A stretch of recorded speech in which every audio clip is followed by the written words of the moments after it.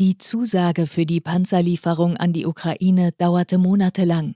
Warum wurde jetzt nun doch von den USA, Deutschland und anderen NATO-Ländern entschieden, Abrams und Leoparden 2 zu liefern? War das Datum Zufall oder steckt Taktik dahinter, wenn es um eine mögliche Frühjahrsoffensive der ukrainischen Armee geht? Why have the United States, Germany and other NATO countries now decided to supply Abrams and Leopard 2? Was the date a coincidence, or is the tactics behind a possible spring offensive by the Ukrainian army? I think what we're seeing here is a reflection of the fact that NATO has a theoretical policy, but has never had an adequate practical response. The theoretical policy is to use Ukraine as a proxy military to weaken Russia for the goal of getting the Russian population to rise up and remove Vladimir Putin from power. That was the same policy behind their sanctions. You know, the sanctions that were supposed to break the Russian economy, but it ended up breaking the European economy. It's the same kind of wisdom that's going on here. Back in, I think, December of last year, General Zaluzhny, the chief of staff of the Ukrainian, or the commander of the Ukrainian armed forces, gave an interview to The Economist magazine. And he said straight up, if you give me 300 tanks, 500 infantry fighting vehicles, and 500 artillery pieces, I can launch an offensive that will take the city of Melitopol, severing the land bridge between Russia and Crimea, and then use that position to recapture Crimea and push the Russians out of the Donbass. But he also said, if you don't give me this, then the Russians are going to win. And that's just a straight up honest statement. Now, he's wrong. He can have 300 tanks, 500 infantry fighting vehicles, and 500 artillery pieces, and he's not going to take Melitopol. But at least he put that premise out there. Now, let's reflect on what he was saying. See, Russia held referendums, and whether you agree with the referendums or not, it doesn't matter. Russia held them. And then, according to those referendums, the 4 territories of Ukraine, Kherson, Zaporizhia, Donetsk, and Lugansk, voted to become part of Russia. This is part of the notion of self-determination that's enshrined in the United Nations Charter.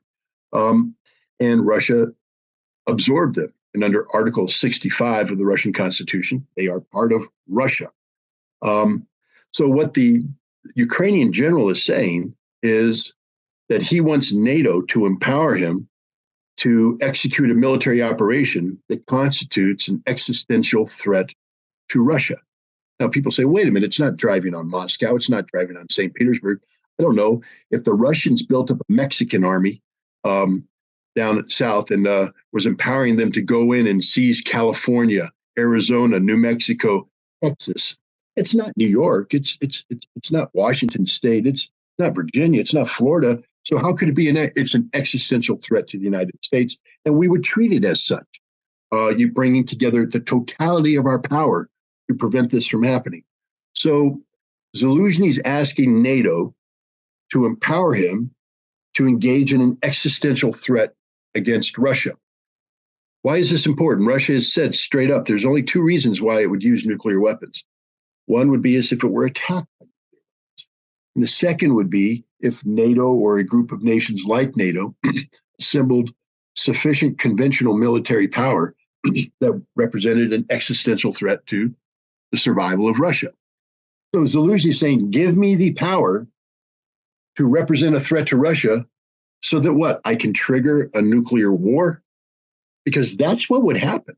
I don't think people quite understand that if NATO allowed Zaluzhny to threaten Crimea, that Russia would use nuclear weapons to stop that, not in Ukraine, but against NATO.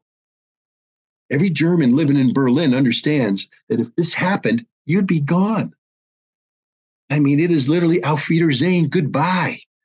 The same thing with the French, the British, Paris, London, Rome, Brussels, all of NATO that is behind this would disappear.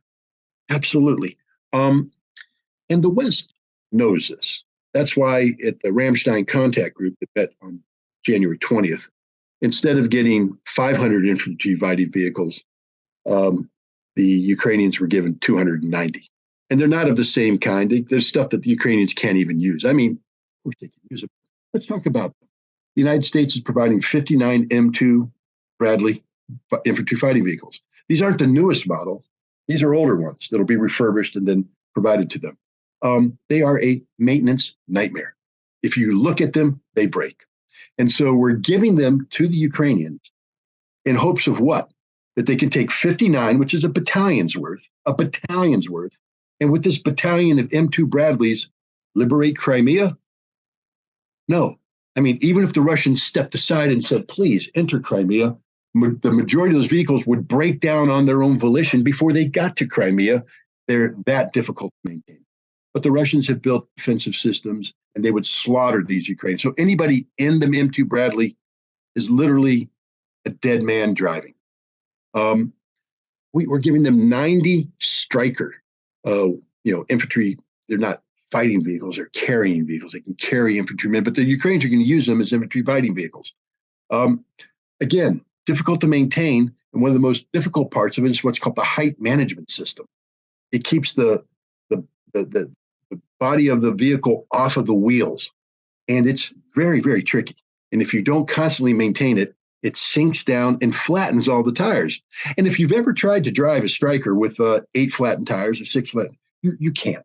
So basically, we've given them 90 death traps because the Americans who made this thing and who train their people still make mistakes. We still don't get the HMS right, and every once in a while, pop, tires go.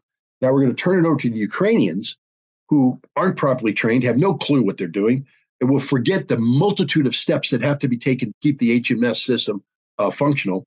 And then they're going to go to combat where enemy fire is going to literally numb their brain. So anything they thought they knew about maintaining the HMS is going to go straight out as they try to survive. Pop, the tires go, damn, Stryker's dead. Anybody inside is dead. And the wonderful German people, yay, Germany, you guys are awesome. You're giving them, 40 Marder vehicles? I mean, these are death traps, and you know it. That's why you're trying to replace them. You know the Marder's no good.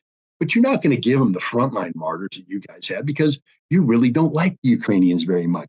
You're going to give them the old Martyrs, and they're going to come in, and they're also a maintenance nightmare.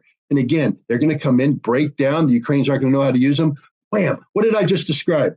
3 different vehicles, each of one with unique maintenance requirements, and you're going to turn it over to a Ukrainian army that's never dealt with any of these vehicles. They have no ability to maintain them or logistically sustain them. You are literally inviting the Ukrainians to commit suicide, and that's just with the infantry fighting vehicles. They asked for 500 artillery pieces. We're giving them 124 about. And again, these are different kinds of artillery pieces, different maintenance requirements, different support requirements, et cetera. And they're not designed. NATO never envisioned going to war where they have to fire at a sustained rate like the Ukrainians have to do on the front line. So all these wonderful Western artillery pieces are going to go to the front line. They're going to enter a high rate of fire, and they're going to break.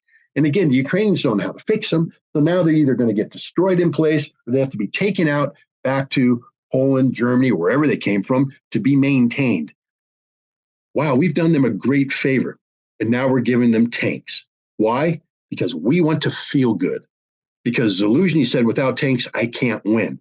And we're telling them we want you to launch an attack, but we don't want them to win. We just want them to kill Russians. That's it. That's all we want to happen here. We want Russia to become weaker, so weak that the people rise up against Vladimir Putin. It's not working. One, this has just made Russia stronger. I hope all the wonderful German people understand the stupidity of your government's policies. You see, prior to this, the Russian army apparently wasn't as good as everybody thought it was. They weren't bad, but they were a peacetime army. And the problem with peacetime armies, especially a peacetime army that has been exercised in 30 years, is that a lot of rust builds up on the system, especially in terms of mobilization. You allowed Russia to mobilize. It was a partial mobilization, 300,000. But in doing so, Russia went, wow, we have made a lot of mistakes. There are a lot of errors here. We have to fix this. And they fixed it. So now if they have to mobilize again, they know how to do it. You know what to accomplish. Thank you, Germany. You guys are geniuses. And the Russian peacetime component that existed prior to this was under 1 million men, which was barely enough to defend Russia, let alone launch. It couldn't even sustain an extended campaign in Ukraine. They didn't have enough men. So what has Russia done? Well, because Germany has supported the expansion of NATO into Sweden and Finland, Russia said, well, we're just going to go ahead and expand our military to 1.5 million. And we're going to build a new army group opposite of Finland, and we're going to build new airborne divisions, new marine divisions, new artillery divisions. We're going to convert some units that were brigades into divisions. We're basically, Russia's making an army that, if it wanted to, could put T-90 tanks into downtown Berlin in a week. Thank you, Germany. You guys are geniuses. You're really the smartest people on. But no, Germany, you're going to be able to stop them, right? Because, gosh, you are, after all, Germany. I mean, you are heirs. You're the progeny of the same, jackbooted thugs, murderous Nazis that marched to the east, raped Poland, raped Russia, raped everything they touched because Nazis suck. You guys, that's what you like to do, right? That's what you want to do. That's what Germany wants to do. You want to attack Russians. You want to hurt Russians, except, gosh, I don't know. It was your senior civilian in the military. I don't know. I can't remember his name, but he got on. He said, we're naked. We got nothing. We got nothing. If we wanted to go to war today, we can't. And now what little we have, we're going to give away to the Ukrainians. And if you think you're going to build new tanks, understand that because of our current economic state, we can't afford to build new tanks. We don't have the money to build new tanks. Wow, Germany, you guys are the smartest people on the planet, but you're not. And I'll tell you how I know you're not. Because you think by giving tanks to Ukraine, you're helping Ukraine. You're not. Let's count them. How many tanks is Germany committed to giving right now? 14. The same number that the British gave, 14 Challenger 2 tanks. Gosh, guys, and when are you going to give it to them? Sometime in March, April, end of March, early April is the soonest you can give it to them. It takes 22 weeks to train a tanker. 22 weeks. I don't know. I'm just a simple Marine. But if I go from where we are today in January, and I count the weeks that remain, I think I get up to maybe 10. That's not even half the time that's necessary to train a crew member. And you're going to turn tanks over to Ukraine with insufficiently trained crews, and you're going to turn 14 of them. That's overwhelming power, guys. 14 tanks. This is all after all the German Leopard 2. You put 14 tanks online with insufficient crew, but that's okay. It will just be able to drive through the Russian army like a hot knife through butter. You're going to lose every single one of those tanks, and every man inside is going to die. Yay, Germany, you're awesome. But you did it because you don't want to step late. You did it so that others would. And so others are following suit with the same level of enthusiasm. Poland, who's been dying apparently to send these tanks in, is going to give 14. Norway, 8. Finland, 12. We can just go on and on. It's just awesome what they're doing. And nations that are stepping up and say, we're going to give more than that, they're not giving the Leopard 2 A6. They're giving the Leopard 2 A4 or the Leopard 1. Death traps, literal death traps. And Germany, while you may have, only recently awakened to the reality of who you are, because you are nothing but an extension of Nazi Germany. Literally, you are. You suck. You're the most horrible people in the world, etc. But you're not very good at it, because the Russians have known this is the reality about you. They learned that lesson once, and they're never going to forget that lesson. If you don't think the Russian military has been training and equipping and preparing for this day, you know nothing. If you think the Leopard 2 is going to show up on the battlefield and the Russians go, oh my God, a big German tank, we're going to run away. No, they are chomping at the bit to be able to do what their grandparents did, destroy German steel on Ukrainian soil and kill the men inside. Thank you, Germany. You've made a lot of Russian soldiers very, very happy. Der ukrainische Präsident Wladimir Selenskyj hat in einem Interview behauptet, dass bei ihm kein Interesse bestehe, Verhandlungen mit Russland aufzunehmen. Was ist denn dann sein Ziel Ihrer Meinung nach? In an interview, Ukrainian President Vladimir Zelensky said he was not interested in negotiations with Russia. What do you think is his aim? Well, Zelensky is clearly appeasing his Western masters. He's receiving this equipment to do one thing and one thing only, and that's to kill Russians. Anybody who thinks that Ukraine is going to win this war has no clue what's going on inside Ukraine right now, none whatsoever. But by providing Ukraine with these weapons, remember that in order for Russia to kill Ukrainians, they give Ukrainians an opportunity to kill Russians.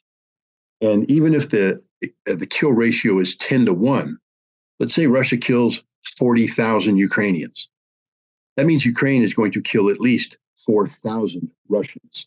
And this is all NATO is in. NATO doesn't care about the Ukrainian death figures. They don't care. Not a single. How many Germans are weeping over the graveyards that exist in Ukraine right now? You wonderful German people, you great humanitarians. Have you visited these graveyards? Have you looked into the eyes of the mothers and the daughters and the grandmothers and the sons and the uncles who are burying their loved ones who are dying because Angela Merkel promoted this war? No, you aren't, because you're hypocrites, you're cowards, you're slugs. You sit at home and you put the Ukrainian flag on your shirt and on your social media, and you say, oh my God, we're such good people, wonderful people. You're Nazis. That's all you are, Nazis. The Nazis didn't care about the graveyards. You don't care about the graveyard. You know who does care about the graveyards? Russia. When was the last time a German medical team went into Ukraine to help retrieve the bodies on the battlefield and turn them over to the loved ones so there can be at least closure, some sort of honorable burying of the remains? Never. The Ukrainians don't do it. They just abandon the bodies in the battleground. It's the Russians that clean up the battlefield. The Russians that treat dead with dignity, box them up, and then arrange for them to be transferred over to the Ukrainians so they can be turned over to their families. The Russians care. The Russians are literal humanitarians, not you Germans. And so here's Zelensky saying, I don't want a ceasefire. I can't negotiate. Newsflash, Zelensky, Russia's not going to negotiate with you. Haven't you heard? You're a Nazi. And it's just not a label that Russia's put on you. You're a Nazi. You literally are a Nazi. You endorse Stepan Bandera. You tolerate Stepan Bandera's odious ideology. You have converted your nation into the living embodiment of Banderism. So Russia has said, you are going to go. You are going to be relegated to history. Now, how you choose to enter the history books, the final pages of your little chapter, is up to you. You could do the honorable thing, which is to put a bullet in your own brain, or you can continue to be the bad leader you are. Maybe one of your Ukrainian generals will do it for you, or you can take the coward's way out. Flee the nation, fall in on the hundreds of millions of dollars that you have embezzled from the Ukrainian people, and live the life of luxury, forever disgraced in your homeland. But you'll be treated well in the nations that have propped you up.